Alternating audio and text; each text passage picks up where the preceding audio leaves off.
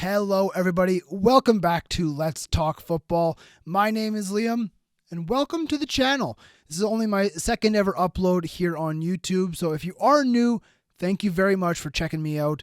Make sure you hit that subscribe button and hit that like button as well if you do enjoy the content. Bit of a challenge in the comment section. I would love for you to drop an emoji to represent the country you are from. Helps us out with some engagement on this video. This is the review of Brendan Rodgers. Celtic are at the halfway point of their season, so what a time to look at the first half of the year of his return to the club. We're going to take a look at some of the numbers. We're going to compare them to last season under Ange Postecoglou at the same time. We're going to go through the squad and see how certain players are kind of adapting to the new format, the new manager, the new play style. And at the end of the video, we will give him a grade. We'll see if we like what he's been doing at the club. A little backstory about me if you are new to the channel. I am from Canada. However, my family is from Scotland. Celtic supporter for generations. As you can see, it's kind of my thing. This channel, Let's Talk Football, it's just that. I want to have a discussion about football with you guys. We're going to talk about Brendan Rodgers today. Make sure you check out the first video I put up where I went through one January signing every single Premier League team needs to make. And if you have any other video suggestions, drop them in the comment section. I would love to do what you guys want me to make. All right, so Brendan Rodgers returned to Celtic. After Ange Postecoglou left, of course, Brendan Rodgers was available after leaving Leicester. And, I mean, it just fit. He was available. Celtic were looking. It's not like his first time at the club was anywhere near disaster. He was simply incredible. So, when he returned, things were promising, I'd say. I think we knew what we were getting. It was maybe not the most ambitious appointment Celtic could have made. However, it was also the most logical one they could have made.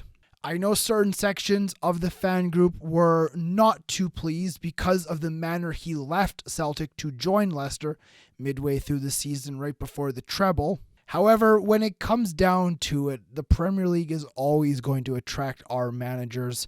We look at Ange Postecoglou. Yes, he waited till the end of the season, which is the respectful thing to do. However, Leicester were looking and Brendan Rodgers got that job. But enough about the summer. We're here in January. We're here at the halfway point through the season.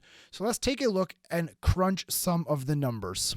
At the time of recording, Celtic have played 22 SPFL matches so far this year. They sit top of the table, 54 points, 8-point gap over second place Rangers, in a very good position. Out of those 22 games, Celtic have had 17 wins, 3 draws, and 2 losses. Fairly respectful record at this point in the year. How does that compare to Ange Postecoglou? If we look at the 2022-2023 season under Postecoglou at the same 22-game mark, Celtic were sitting on 60 points. 20 wins, 1 draw, and 1 loss, so slight advantage to Postecoglou. We'll look at goals for and goals against. Currently this season under Brendan Rodgers, Celtic have scored 53 goals, and they have only conceded 15. Whereas under Postecoglou last season, they had scored 69 goals. Nice. And conceded 17. So really, not a ton of difference. Maybe a slight edge to Ange Postecoglou. But I think we do need to take a look at some of the members of the squad who have joined under Brendan Rodgers and, more importantly, who left after Ange Postecoglou. Of course, the big name that did leave was Jota. His £25 million move to the Saudi Pro League. He was such a name at Celtic, and his goals and assists really did add to Ange Postecoglou's goal difference.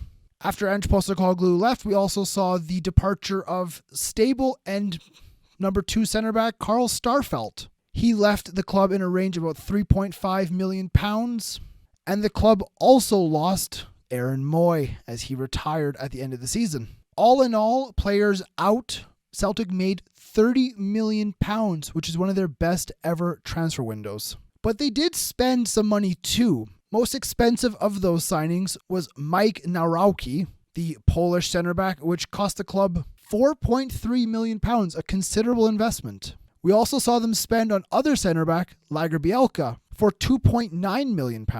Now, a bit of an interesting name there because Lager Bielka has been seemingly frozen out of the squad by Brendan Rodgers. He did participate and play earlier on in the season, but hasn't really found much game time, even with the injuries to Cameron Carter-Vickers. Attacking option to replace those goals and assists by Jota was Luis Palma. The Honduran winger cost the club $3.5 million. Again, decent money spent, nowhere in the range of the $25 million that they received for Jota. However, for Celtic, that is a good amount of money. So far, he is sitting on 5 goals and 9 assists in the SPFL this year. Really decent numbers for a new addition to the club. And to replace Aaron Moy in the midfield, we saw a loan signing of Paulo Bernardo from Portugal. He has really come into the team after the Christmas period and really solidified his place as a starter alongside Callum McGregor and Matt O'Reilly.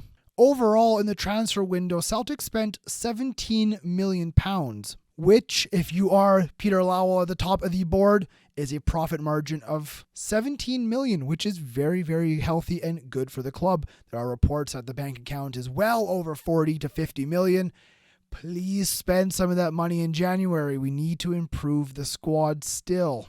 If we take a look at elsewhere in this season, in the UEFA Champions League, Celtic had a bit of a, I don't want to say disappointing campaign, but it really seemed like more was there. Out of the 6 games, they finished with 4 points, 1 win, 1 draw, and 4 losses. I say it was a disappointing campaign because we saw moments of very, very good. In particular versus Lazio and Atletico Madrid at Celtic Park, heartbreak in both of those games. However, Celtic also were at the hands of a 6-0 defeat away at the Wanda Metropolitano, which is classic Celtic. Another disappointment is the Scottish League Cup.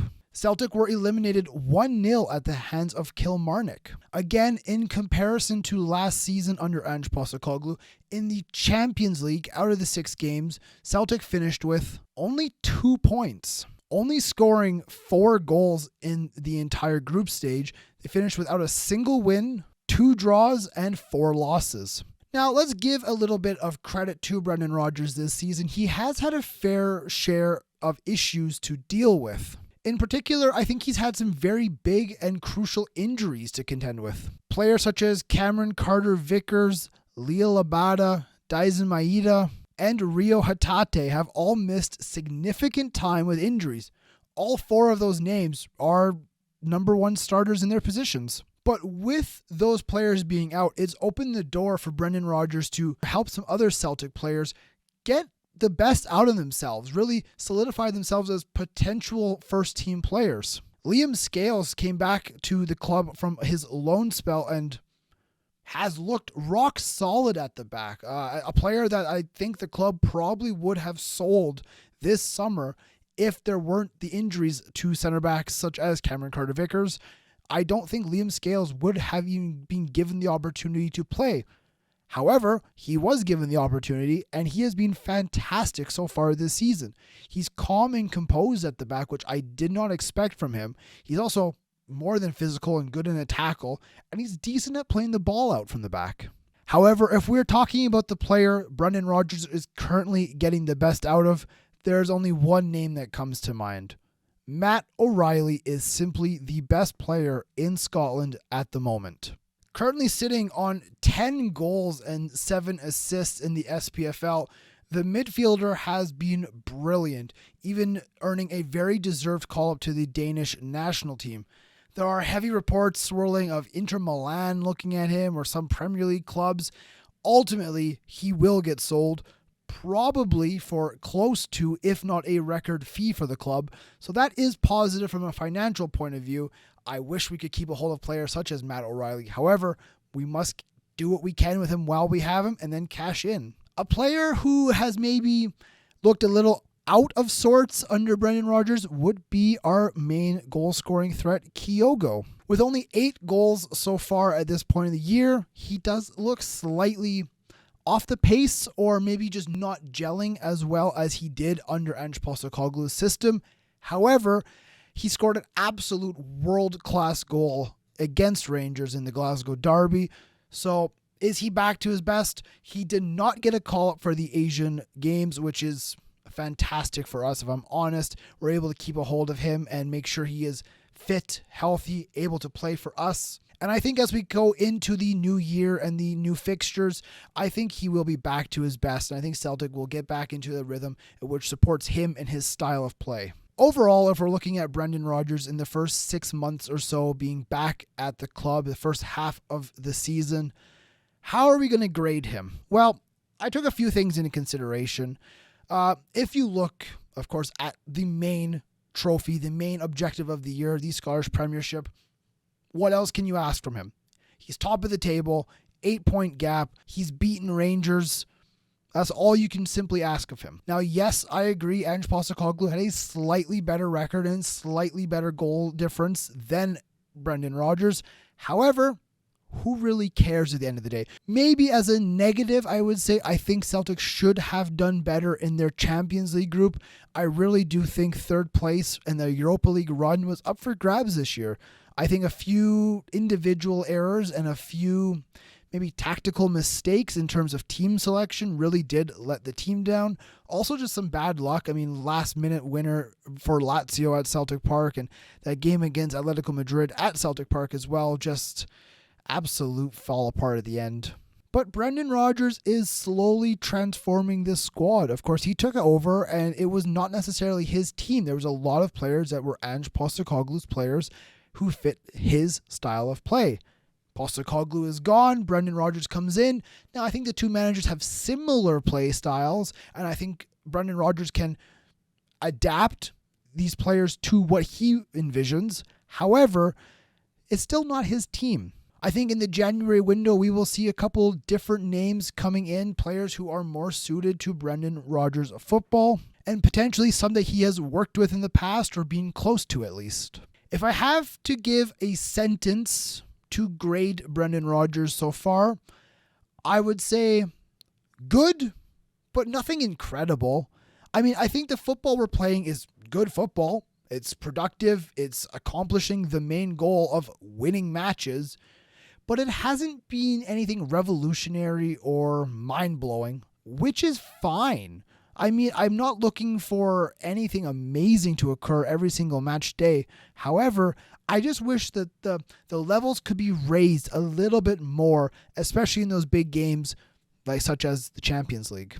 Maybe I'm asking a bit too much of a manager who's only 6 months into the job. At the end of the day, I'm very, very happy with where Celtic are as a club financially and on the field. So let's give him a grading. Imagine he's back at school and he's getting that report card to the end of the semester. I'm going to give Brendan Rodgers a B+. Like I said, nothing incredible, but more than good enough. Let me know if you agree or disagree with anything I've said.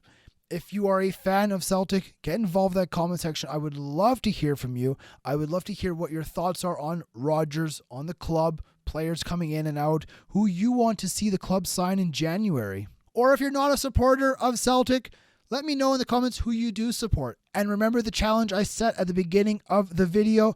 Drop an emoji in the comment section that represents what country you are from. My name is Liam. This has been episode 2 of Let's Talk Football. We will see you next time. Goodbye, everybody.